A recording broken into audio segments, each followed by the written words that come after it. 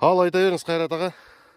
Міне Әділ, мынау енді сен Өтөй менің нағыз қандас бауырымсың ғой. Иә. Мынау Көкжалбарақ міне Өтөй. Иә. Шүрек, әкесі Шүрек, Көкжалбарақ Шүрекұлы Өтөйдің баласы ғой, немересі. Мынау Қабанбай бабамыз, мынау Сати деген батыр.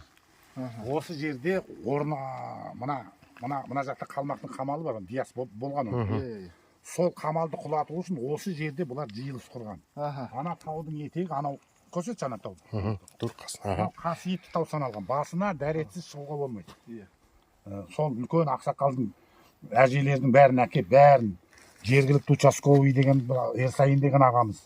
Сонда мынаның басында кейде бір мынандай шарғи молмен сияқты ұшып жүргенін көрген адамдар бар. Көрдіңіздер ме? Бұл қасиетті тау саналған.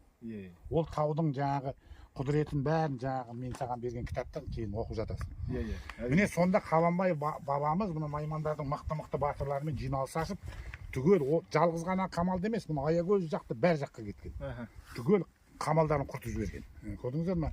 Соған біз алдыңғы жылы арнайы міне мынаны орналастырдық.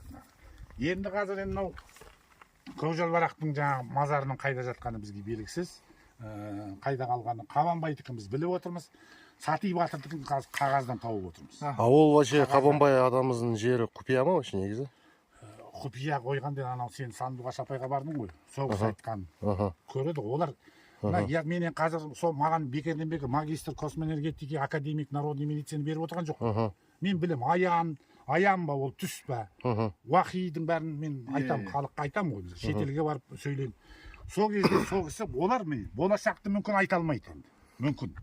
Ғайыпты Алла ғана біледі. Өткеннің бәрін көреледі олар. Ясновидение деген сол. Сол кісінің айтуы жазық далаға көм үстінен жылқы жүгіртіп жіберген. Тегістеп саған, иә? Сөйтіп саған. Ол енді жылқы жүгірді деген бәрін анда кітаптан оқасыздар.